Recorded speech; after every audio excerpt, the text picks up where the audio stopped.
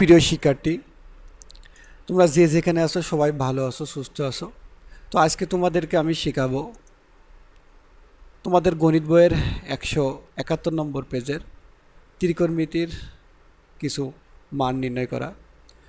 তো আমরা মোটামুটি সবাই কম বেশি মুখস্থ করে নিয়েছি, বিভিন্ন সূত্র দ্বারা মুখস্থ করে নিয়েছি। সাইন 0 ডিগ্রি মান কত, সাইন 30 ডিগ্রি মান কত, সাইন 45 ডিগ্রি মান কত। কিন্তু এবার আমরা শিখব কিভাবে আমরা সাইন 120 ডিগ্রি মান, ট্যান 145 ডিগ্রি মান নির্ণয় করা যায় এই সম্পর্কে। তো সবাই সুন্দরভাবে বুঝে নেওয়ার চেষ্টা করব। তো প্রিয় শিক্ষার্থী, আমরা এখানে একটা চিত্র লক্ষ্য করেছি। এটাকে আমাদের সাধারণত কোয়ান্টাম সংখ্যা বলা হয়ে থাকে, অর্থাৎ 4টে ভাগে বিভক্ত করা হয়েছে। এখানে সাইন, এখানে আমাদের সবাই পজিটিভ, এক কথায় আমরা বলতে পারি সাইন, সেক, কসেক, ট্যান, কট সবাই এই ঘরে অবস্থান যদি করে তাহলে সবাই পজিটিভ। এটা হলো আমাদের 0 ডিগ্রি থেকে শুরু হয়, এটা হচ্ছে 90 ডিগ্রি,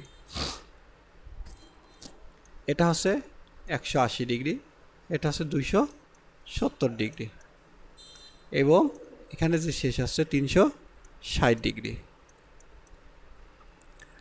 তো এই ঘরটা মূলত সবার জন্য, সাইন, কসেক, ট্যান, কট সবার।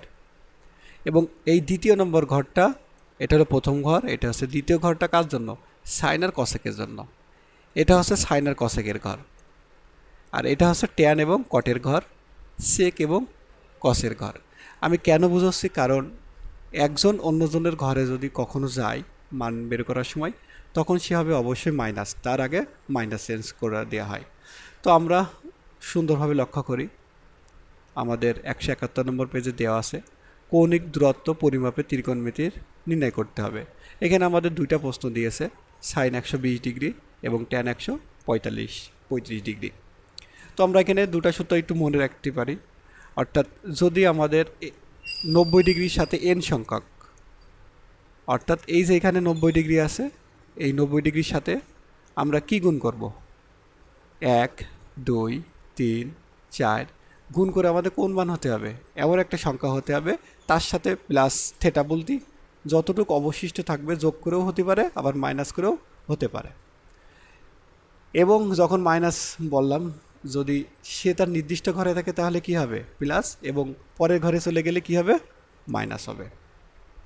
তো আমরা একটু লক্ষ্য করি কিভাবে আমাদের এটা আমরা নির্ণয় করতে পারি। সাইন হচ্ছে 120 ডিগ্রি, সাইন 120 ডিগ্রি আমাদের দিয়েছে। আমরা সূত্র নির্ণয় করি, তাহলে আমরা কত দিতে পারি? যেহেতু 120, আমাদের 90 দিলাম, 90 সাথে কত? এন সংখ্যক বলতে 90 সাথে যদি 1 গুণ করি 90 হয়। 90 সাথে কত যোগ করবো না বিয়োগ করব?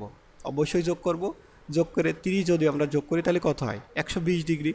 তাহলে এই যে 90 ডিগ্রি, আমরা একটু লক্ষ্য করি, এই যে 90 ডিগ্রি পরে মানে 30 ডিগ্রি মানে কত? পিছনে যাবে না সামনে যাবে? অবশ্যই সামনে যাবে, 90 ডিগ্রি পরে সামনে যাবে, অর্থাৎ এই ঘরে অবস্থান করছে। ওকে, ফাইন। তো আমরা এই লাইনটা আমরা বুঝে ফেলেছি। এখন এখানে এটা জোড় না বেজোড়? আমরা বুঝতে পারছি এটা হচ্ছে বেজোড়। বেজোড় হলে কি হবে? তাহলে কি সাইনই থাকবে না, তখন হয়ে যাবে সাইন অবশিষ্ট কস হয়ে যাবে। সাইন থাকলে কস। আচ্ছা, এরপর আমাদের এটা কি দেওয়া আছে? প্লাস, কি দেওয়া আছে? প্লাস 30, অর্থাৎ এই ঘরে অবস্থান করছে। তাহলে আমরা কত ডিগ্রি দিতে পারি?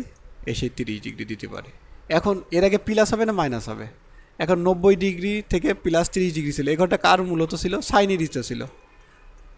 তাহলে কোনো সমস্যা নেই, তাহলে আমরা এখানে অবশ্যই প্লাস দেবো। এখন প্লাস দিলে হয়, না দিলেও হয়।